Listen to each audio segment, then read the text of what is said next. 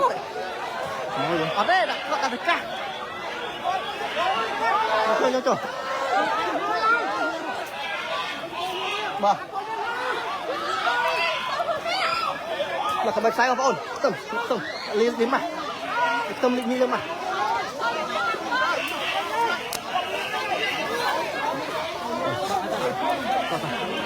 bóng ổn bà bánh sai hay thể hiện vượt năng lực hai bóng ổn bà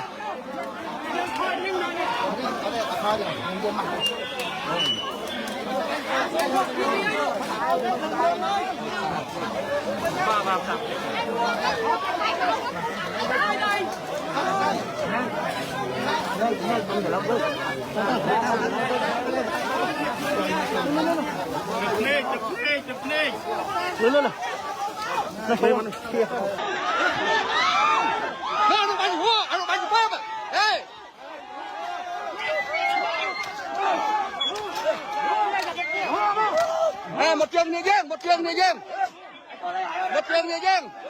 nè nó bắn chụp phim à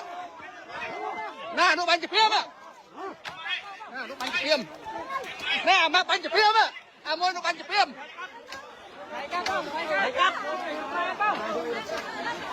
vô cắt cái cho cắt đi nè à mua nó bắn chụp phim à nó bắn chụp phim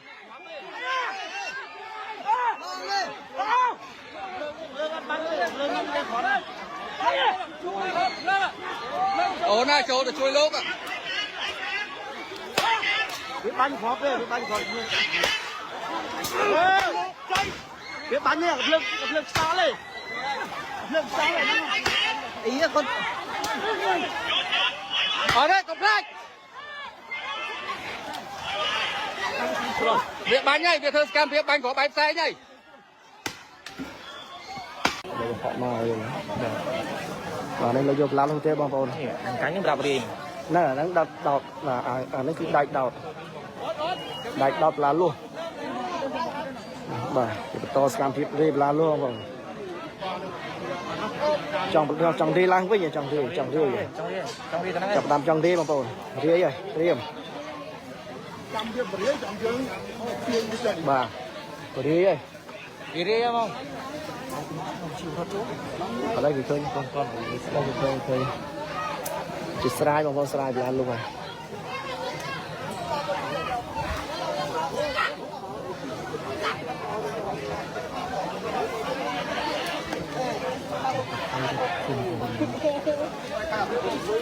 bà vô là luôn đặng nghe vào vào đặng nó kia đây đặng kia vào vào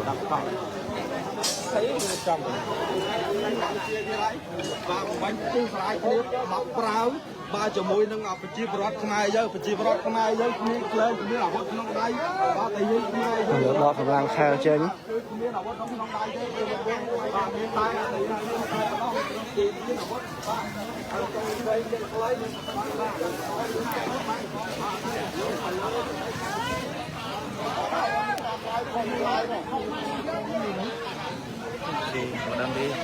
như bạn swan đi bông bồn swan đây đây swan đây đi là luôn bông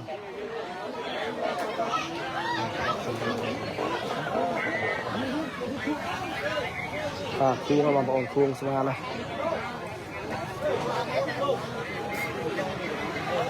swan đi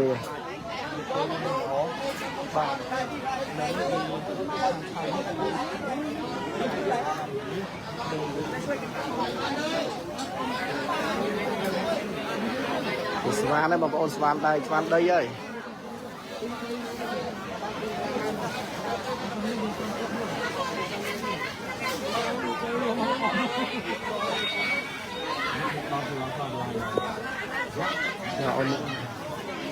Đậu một băng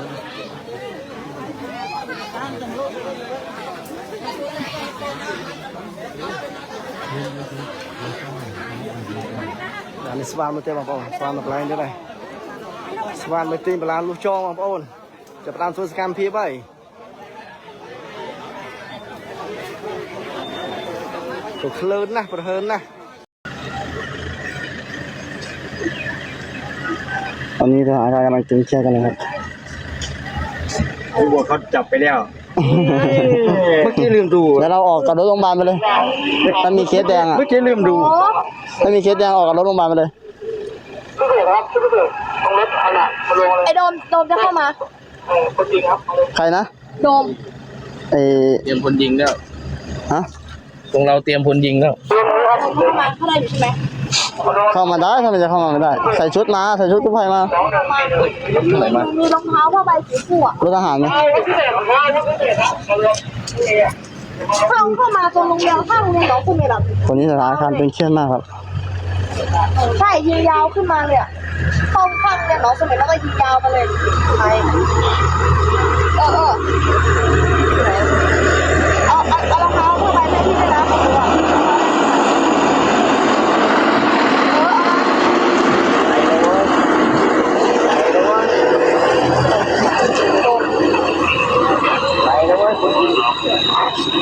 แม่เข้าไปได้แล้วเอาคนนึกยา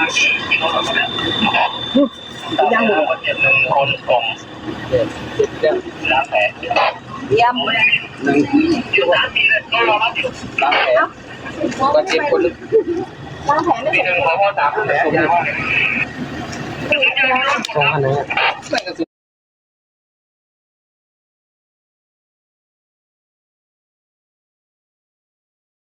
ยางหมดได้ยางจริงเลยเหรอสัญญาณไม่ ตอนนี้ผมตอบได้อภัยนะครับ พอดีสถานการณ์เป็นเครียดอยู่ครับผมเดี๋ยวผมจะสรุปในกล่องอีกทีนะครับว่าเป็นทหารเจ็บยังไง แต่ตอนนี้ดูไลฟ์สดไปก่อนนะครับ ใกล้กันเดี๋ยวผมบอกเลยเดี๋ยวผมปิดแล้ว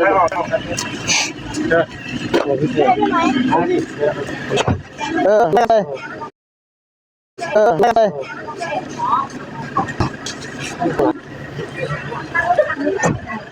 เดี๋ยว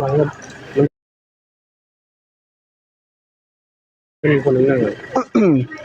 เดี๋ยวหางเขาดูเพื่อเขานั่งสูเลยวะ พี่นั่งข้างในเลยพี่ เนาะ ลูกชิ้นก็มีพี่กินเลย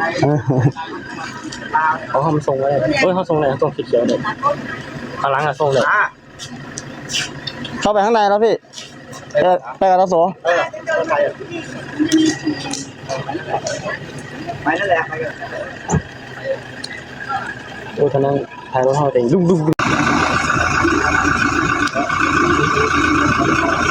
เดี๋ยวผมสรุปให้ฟังที่หลังนะครับ ตอนนี้สถานการณ์กำลังตึงเครียดนะครับตำรวจเราหรือว่าทหารนี่แหละครับได้รับบาดเจ็บเยอะครับเป็นจำนวนมากครับผมต้องรอสแตนบายรอรับผู้บาดเจ็บครับเดี๋ยวผมจะให้ดูถ้าถอยรถสดไปก่อนนะครับตอนนี้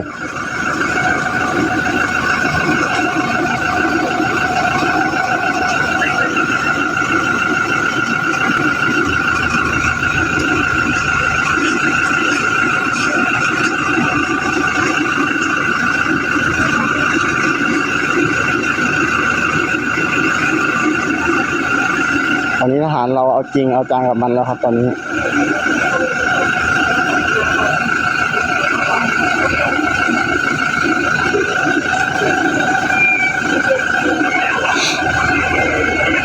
คนของมันก็น่าจะเจ็บเยอะเหมือนกันครับเพราะว่าทหารเราได้ใช้แก๊สน้ำตายิงขับไล่ออกไป